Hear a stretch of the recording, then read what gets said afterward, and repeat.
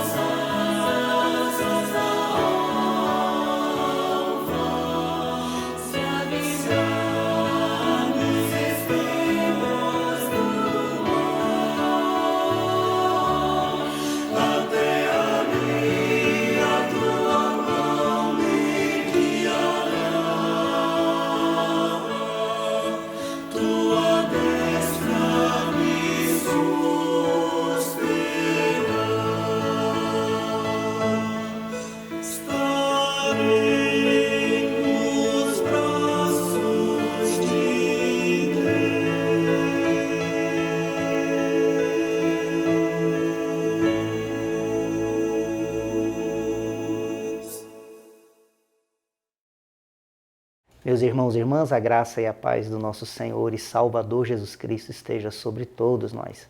Hoje nós continuamos os nossos estudos em Atos dos Apóstolos, especificamente o capítulo 21, dos versos 1 a 17, na continuação da viagem de Paulo em direção a Jerusalém. Hoje nós também temos um momento especial enquanto igreja, que é a eleição para o presbiterato e para o diaconato. A nossa igreja tem esse momento especial, entendemos que buscamos a direção de Deus para eleger até 7 diáconos ou diaconisas e até 4 presbíteros ou presbíteras. E os irmãos e irmãs, membros da igreja, devem comparecer para esse momento de eleição. Se você não pode estar no culto presencial às 19 horas, a recomendação é que você venha aqui à área da igreja das 16h30 até as 18h30, venha com o seu carro, você poderá fazer o seu voto sem mesmo descer do seu carro.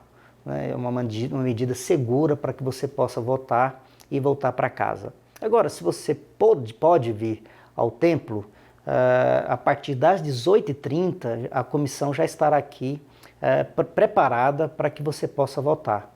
A recomendação do pastor é que você não deixe para chegar muito próximo do culto, já que o processo eleitoral será entre 18 até 19h30. Como nós temos várias pessoas que votarão, chegue antes para que você possa fazer o seu voto e assim começar o culto sem qualquer tipo de transtorno.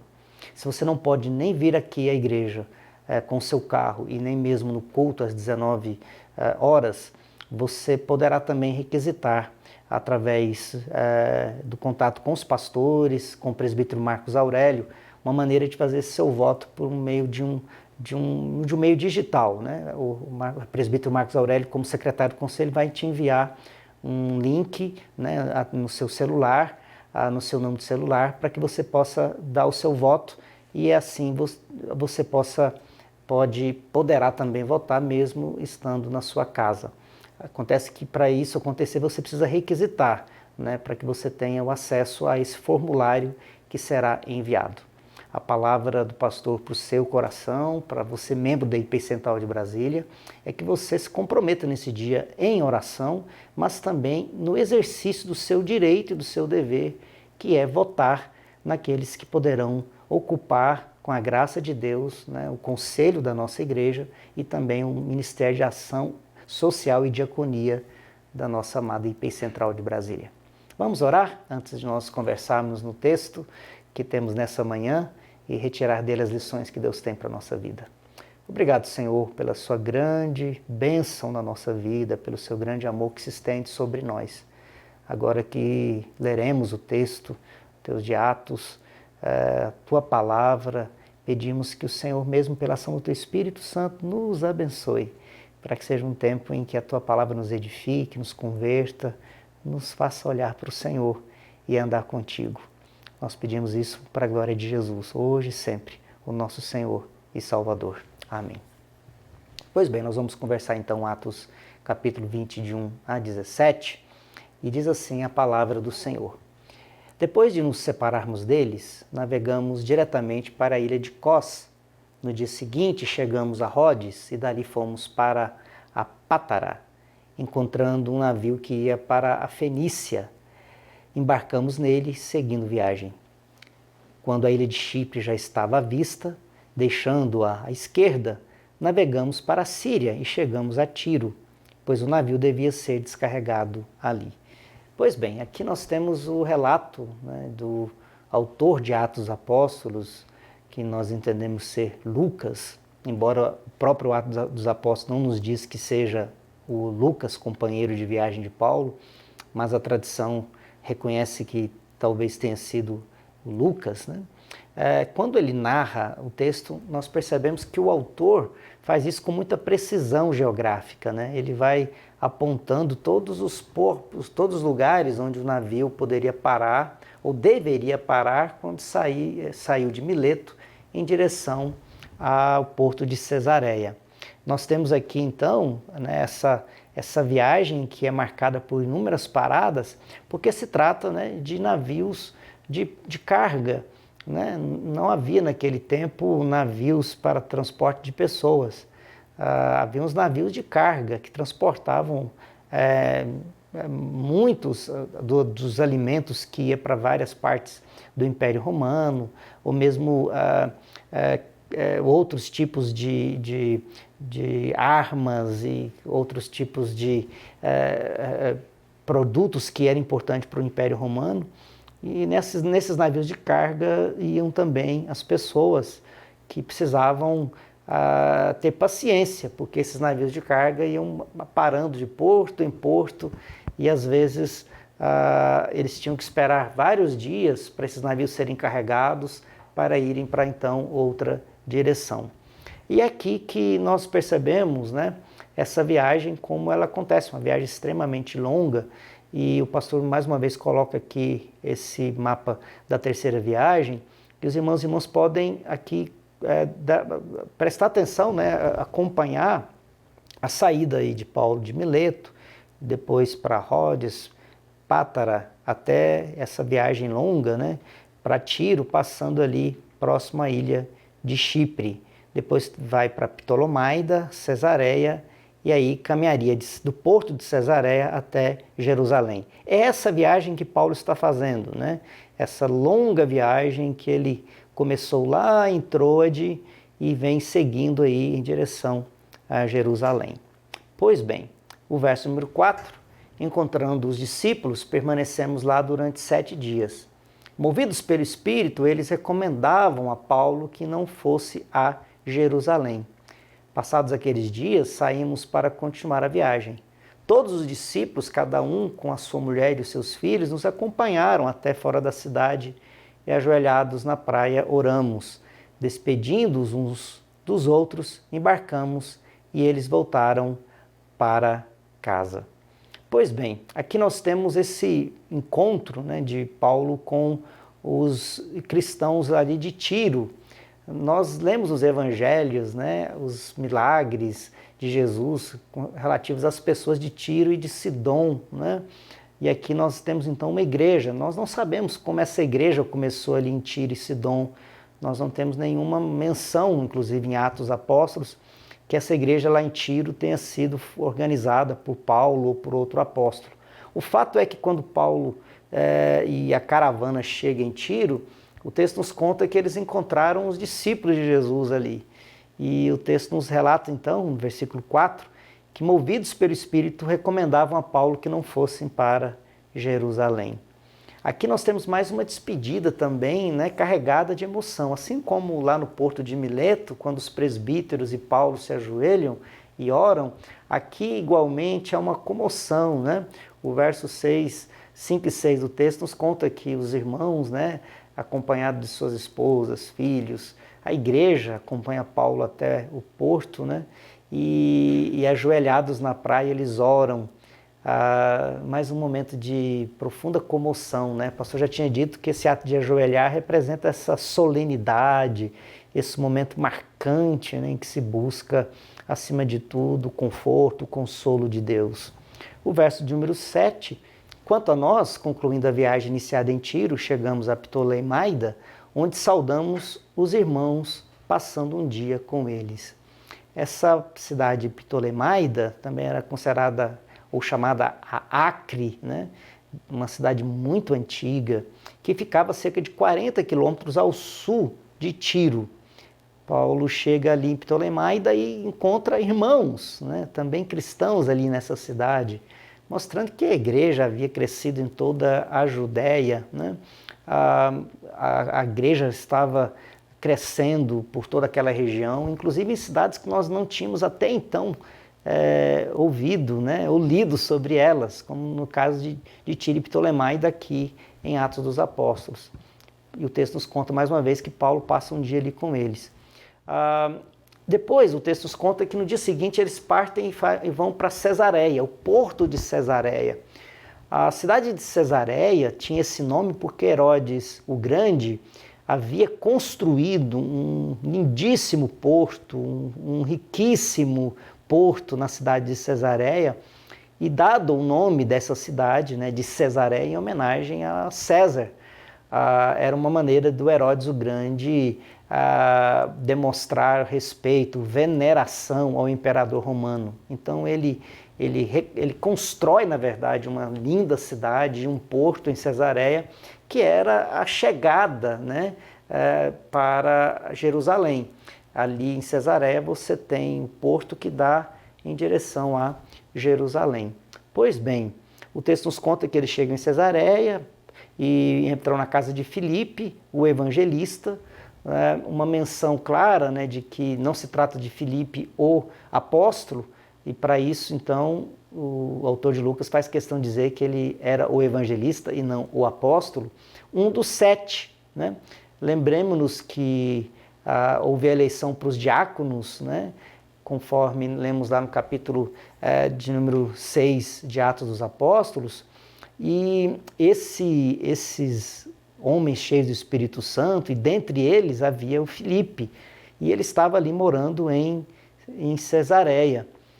Se nós fizéssemos uma conta, poderíamos aí imaginar que depois do Atos capítulo 6, quando Filipe foi eleito diácono na igreja de Jerusalém, já se passaram cerca de 20 anos. 20 anos se passou depois que Filipe foi eleito diácono, e agora o texto nos diz que ele está morando ali em Cesareia.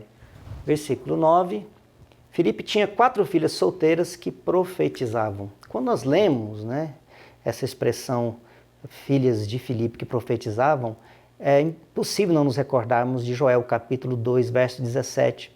A profecia de Joel nos fala sobre que até as vossas filhas e os vossos filhos e as vossas filhas profetizarão. O Enderborn, ao comentar esse texto, aponta para esse fato inaudito na compreensão judaica. Né? A menção das filhas que profetizavam mostra que até mesmo na Palestina a proclamação pública por mulheres era admitida na igreja. Quando Enderborn aponta isso, ele está querendo chamar a atenção que nessa cultura dominada especialmente pela grande influência de Ben Sirac no seu Eclesiástico, em que dizia que a mulher jamais poderia ter uma palavra que merecesse a atenção de um homem, que a mulher não tinha nada para ensinar. Essa mentalidade muito forte já no tempo de Jesus e era uma mentalidade extremamente arraigada na cultura judaica nesse tempo, fazia com que as mulheres tivessem muita dificuldade em ensinar, a proclamar, em serem portadoras de, mesmo assim, de uma mensagem que pudesse ser ouvida. É por isso que, quando nós vemos evangelhos, né, Jesus, quando Maria de Magdala, por exemplo, vai até os discípulos dizendo que Cristo havia ressuscitado, e os evangelhos nos contam, né, sobre as mulheres que haviam falado sobre a ressurreição de Jesus, já aponta para um fato inaudito, que é essa presença feminina proclamando a ressurreição. Aqui em Atos, Lucas faz questão de nos mostrar que já havia na igreja, mesmo na Palestina, mesmo ali em Cesareia, as mulheres ocupavam um papel de proclamadoras, de profetas, de anunciadoras da verdade do Evangelho, da palavra da salvação. No verso de número 10, demorando-nos ali alguns dias, veio da Judéia um profeta chamado Ágabo, que, aproximando-se de nós, pegou o cinto de Paulo e, amarrando com eles os próprios pés e mãos, declarou: assim diz o Espírito Santo, é isto que os judeus em Jerusalém farão ao dono deste cinto para entregá-lo nas mãos dos gentios. O texto nos conta que Paulo permanece em Cesareia e eis que vem um profeta chamado Ágabo. Ele vem da Judéia. Nós já sabemos de Ágabo, porque Ágabo foi aquele que previu que haveria fome na Judéia, também inspirado pelo Espírito Santo. E agora, movido pelo Espírito Santo, ele chega ali em Cesareia, pega o cinto de Paulo, e aqui não se trata de um cinto como nós temos essa visão no nosso dia, né? Até porque ele consegue amarrar, né, as suas mãos e os seus pés, né? O que demonstra que era uma grande tira de pano. Essa grande tira de pano era passada às vezes, várias vezes, né? Várias e várias vezes em torno da capa sob essa tira de pano, os homens transportavam moedas, transportavam alguns objetos preciosos ou importantes. Era uma maneira de não apenas amarrar, né, a capa, mas também era um adorno e era também um adorno capaz de ajudar no transporte de alguns objetos pequenos. Ele pega esse cinto de Paulo, possivelmente Paulo havia tirado a capa, estava possivelmente numa casa com outros irmãos. Paulo tinha deixado a capa e o cinto. Ele deve ter pegado então esse cinto que estava sob a capa de Paulo em algum lugar, e ele amarra suas próprias mãos e seus pés e diz: olha, é assim que vai acontecer com aquele que é o dono desse cinto. Claro, ele estava falando para Paulo do perigo que Paulo terá, ou da situação que Paulo passará em Jerusalém. E é importante notar que essa é a segunda profecia que aparece falando para Paulo não ir para Jerusalém. E é interessante, John Stott aponta isso, né? Essa é a segunda profecia que parece ser incompatível com aquilo que o Espírito Santo já dissera a Paulo. Lembremos-nos que Paulo já havia dito que ele iria para Jerusalém porque o Espírito Santo havia o compelido a isto. Ele tinha certeza que ele passaria por aflições, mas ele iria para Jerusalém, movido, compelido pelo Espírito Santo. Agora, aqui, nós temos essa expressão, né, pela segunda vez, de pessoas que são cheias do Espírito Santo, que estão falando, movidas pelo Espírito Santo, mas dizem para Paulo não ir para Jerusalém. Eu quero que você preste atenção nisso, porque nós vamos voltar a conversar disso daqui a pouco. O verso 12. Quando ouvimos essas palavras, tanto nós como os daquele lugar, rogamos a Paulo que não fosse a Jerusalém. Mas ele respondeu: o que estão fazendo ao chorar assim e partir o meu coração? Pois estou pronto, não só para ser preso, mas até para morrer em Jerusalém pelo nome do Senhor Jesus. Paulo faz um apelo aos irmãos, né, que não partam seu coração chorando, porque isso não vai demovê-lo, não vai impedi-lo, não vai fazer com que ele deixe de ir para Jerusalém. Ele está pronto para ir para Jerusalém. Essa expressão, eu estou pronto, não só para ser preso, mas até para morrer em Jerusalém pelo nome do Senhor Jesus, é extremamente forte. A convicção de Paulo que ele está pronto para ir, não importando qual nível de perigo ou de situação ele passará, mas ele está pronto pelo nome do Senhor Jesus em ir, avançar, não retroceder, é algo que deve nos chamar a atenção e a reflexão. No verso número 14, como Paulo não se deixou persuadir, conformados dissemos, seja feita a vontade do Senhor. Aqui nos cabe uma pergunta: deveríamos acusar Paulo de teimosia ou admirá-lo por sua decisão inabalável? Paulo foi um teimoso em ir para Jerusalém, mesmo sabendo que ele seria preso e de lá seria levado para Roma, né, a seu pedido para não ser morto ali em Jerusalém. Ele pede um julgamento, né, nós vamos acompanhar nos próximos capítulos. Paulo foi um teimoso e nós deveríamos acusá-lo de teimosia? Ou será que nós deveríamos admirá-lo por sua decisão inabalável? O fato é que quando nós olhamos para as recomendações, né, dos irmãos sobre Paulo não ir para Jerusalém, nós encontramos claramente que o aviso vinha da parte de Deus, mas as recomendações eram humanas. Deus havia dito que aconteceria, já havia dito para Paulo. Paulo não estava nem um pouco surpreso de que os irmãos pudessem dizer para ele, né, não vá a Jerusalém, e nem da profecia do Ágabo, tão dramática, né, que ele seria amarrado lá em Jerusalém. Paulo já sabia disso no seu coração, ele sabia que isso, coisas talvez até piores poderiam acontecer com ele. Os avisos, portanto, eram um sinal claro e inequívoco que a ida de Paulo para Jerusalém seria um ato que de maneira cabal, poderia colocar fim ao seu ministério, colocar fim à sua vida, colocar fim ao seu projeto de ir para a Espanha como ele queria. Todavia, havia uma forte comoção dos irmãos e nas irmãs, o temor no coração dos irmãos e das irmãs pelo fato de Paulo ir para Jerusalém e passar por esse sofrimento. Nós não devemos esquecer de um momento também assim no Evangelho, quando Jesus diz aos discípulos que ele está indo para Jerusalém e será morto, né, pelos principais da cidade, pelos sacerdotes, será entregue, será traído. E Pedro diz: Senhor, de maneira alguma nós vamos permitir que isso aconteça. Se eu puder, inclusive, eu mesmo vou morrer no seu lugar, né? E Jesus diz para Pedro: arreda-te, Satanás, né?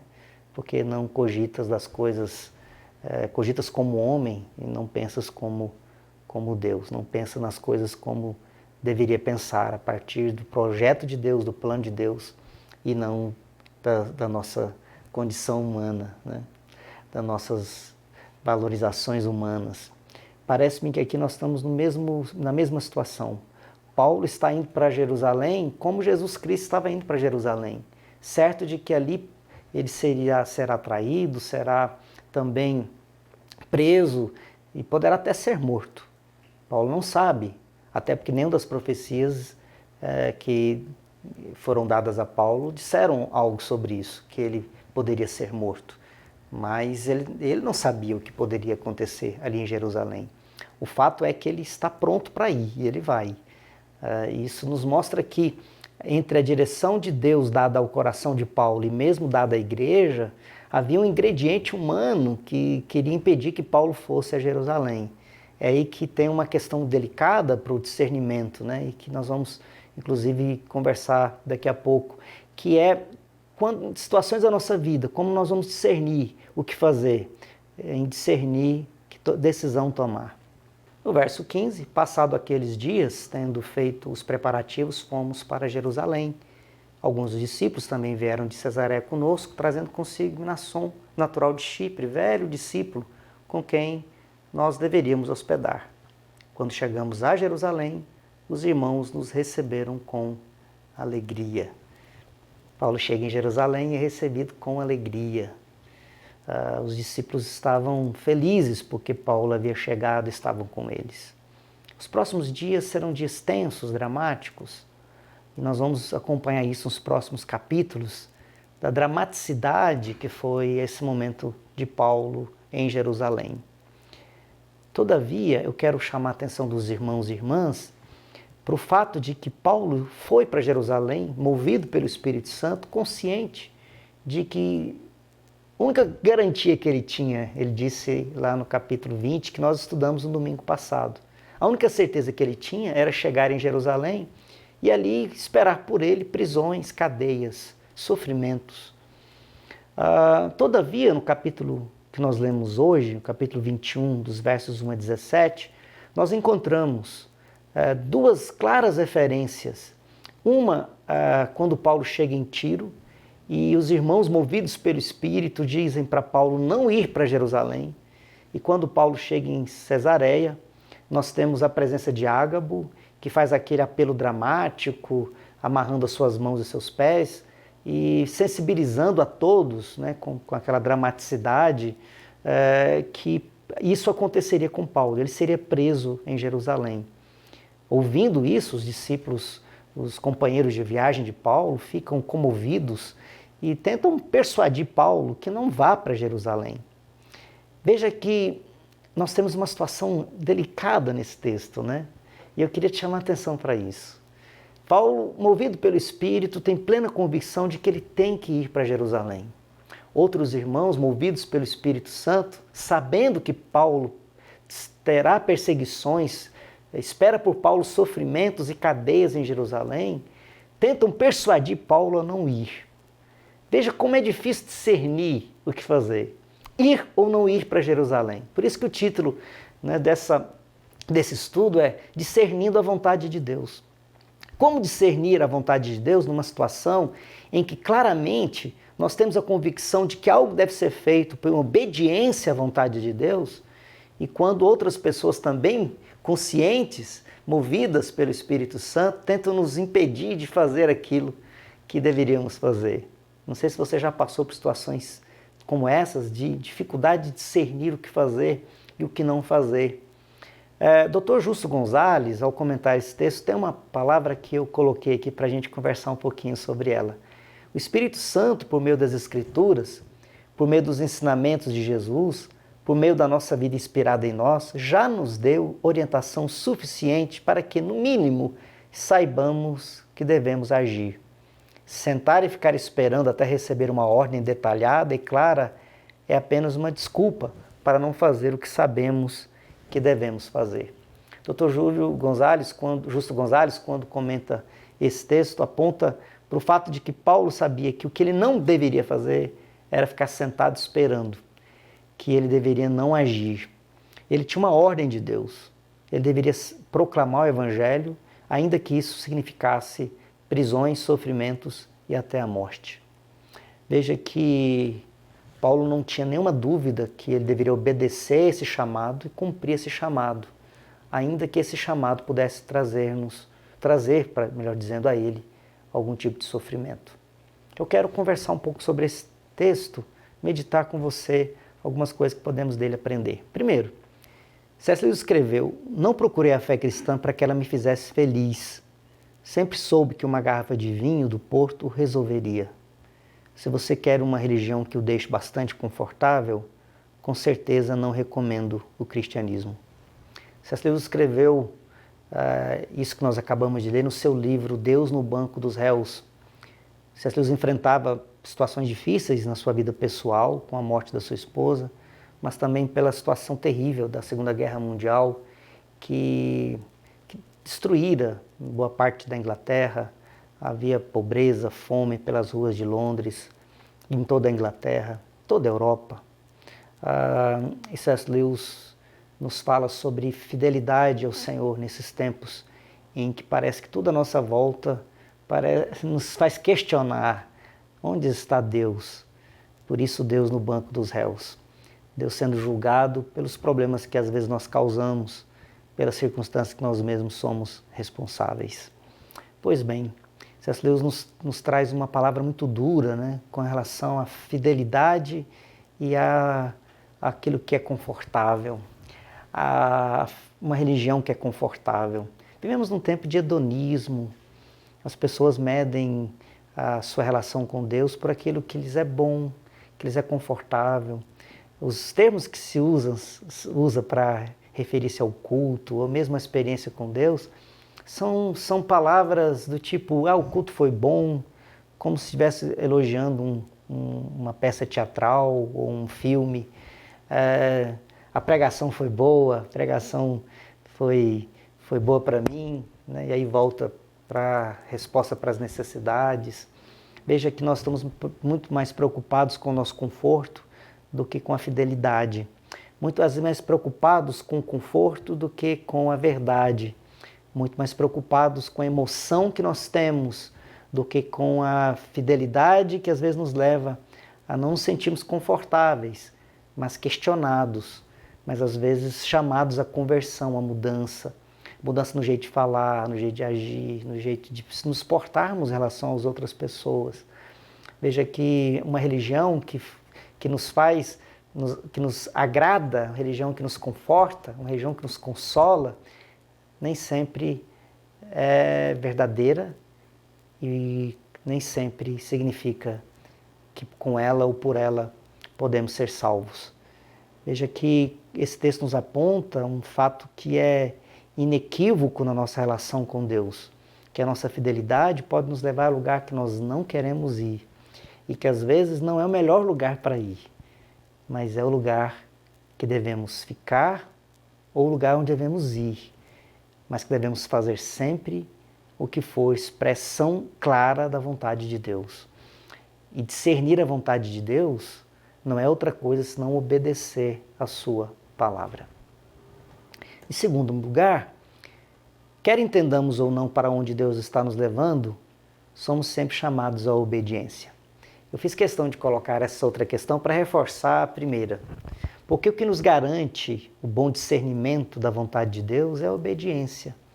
A obediência à sua palavra, a obediência ao seu chamado, a obediência à sua vontade, a obediência ao seu evangelho, a obediência à verdade do evangelho, a obediência não ao que nós achamos que deve ser bom para nós. Porque nem sempre aquilo que é bom para nós aponta para a obediência, e nem sempre a obediência nos traz algum benefício. Benefício no sentido de prazer ou de ganho. Em terceiro lugar, o texto é uma viagem com tantas paradas e advertências para que Paulo não fosse para Jerusalém. Apesar do clima de tensão e drama, Lucas faz questão de registrar que havia em cada parada comunhão e alegria. Como têm sido as suas paradas nos portos da vida? Eu penso que não há como continuar a nossa jornada se nós não tivermos paradas estratégicas de comunhão com os irmãos, de louvor, adoração, de certeza que nós não estamos sozinhos. Você parou para prestar atenção nisso? Você conseguiu notar que essas paradas foram para Paulo uma certeza de que ele não estava sozinho nessa caminhada? Você imagina Paulo fazendo essa viagem sozinho para Jerusalém? Desde a saída de Troade até a chegada em Jerusalém, dias e dias e dias sozinho, desamparado, sozinho, para enfrentar o que ele enfrentará em Jerusalém. Agora pense, a diferença que foi para Paulo essas inúmeras paradas nesses portos e em todos esses lugares, a presença dos irmãos, a oração dos irmãos, a lágrima dos irmãos, o cuidado dos irmãos, a palavra de sabedoria vindo dos irmãos. Ainda que Paulo não tenha sido persuadido a mudar de ideia, porque ele tinha convicção de que estaria em Jerusalém, ele chega em Jerusalém com seu coração abastecido, com seu coração cheio do amor que ele pegou, que ele colheu, que ele experimentou em cada uma das paradas nesses portos até a chegada em Jerusalém. Eu quero te convidar para também não se esquecer de paradas estratégicas com irmãos e irmãs que podem, da mesma maneira, uma expressão simples, mas uma expressão que cabe aqui, para encher o tanque espiritual, para nos mostrar que verdadeiramente nessa caminhada, como é importante sabermos que não estamos sozinhos, que irmãos e irmãs, amigos, gente com as quais nós podemos abrir o coração, que a gente pode olhar no olho, que a gente pode caminhar. Esses irmãos e irmãs que nós encontramos na comunidade de fé, eles não são perfeitos, eles são como a gente. E é por isso que gente salva, mas não gente perfeita, gente salva, gente redimida por Jesus Cristo, faz a vida da gente ser enriquecida para a gente caminhar e cumprir o propósito. Que essa palavra seja para você também, para o seu coração, um ânimo, para você não desistir, não desanimar da importância que é viver em comunidade. Nesse tempo que nós temos vivido em pandemia, temos lidado com essa tristeza de estarmos longe. Mas não se esqueça que esses seus irmãos e irmãs em Cristo, que estão caminhando em verdade, caminhando no propósito de serem fiéis a Jesus Cristo, esses seus irmãos é que enchem o seu tanque espiritual para você conseguir chegar no lugar onde Deus te quer, onde Deus te mandou chegar. Vamos orar? Obrigado, Senhor, por essa tua palavra. Nós te louvamos pelo desafio que é vivê-la. Dá-nos a tua bênção nesse momento. Dá-nos sua bênção, Senhor amado, para que essa palavra possa chegar ao nosso coração e produzir profundas e poderosas mudanças por amor do seu nome. Guarde a sua igreja, IPI Central de Brasília, essa igreja amada e amável, de irmãos tão preciosos, que não são perfeitos. Que bom que não são perfeitos, porque porque eles estão aqui para te adorar, o Senhor que é perfeito, buscando cada um, reconhecendo seus pecados, para que possam caminhar juntos em oração, às vezes em lágrimas, buscando a direção do Senhor, discernimento, para que possamos todos chegar no destino que o Senhor tem para cada um de nós, no porto onde o Senhor quer que cheguemos. Então nos abençoe enquanto igreja, nesse dia de eleição, aqueles que serão eleitos presbíteros e diáconos, presbíteras e diaconisas da IPI Central de Brasília. Abençoe essa igreja, para que nós, com esse amor que vem do alto, com essa certeza de que estamos seguindo ao Senhor, para a glória do Senhor, possamos também testemunhar desse amor para aqueles que estão à nossa volta e que muitas e muitas pessoas possam se achegar para descobrir que aqui tem um porto onde a gente consegue encontrar amor, cuidado, para encher o nosso tanque espiritual para a jornada da vida. Em nome de Jesus nós oramos assim, Senhor, hoje e sempre. Amém.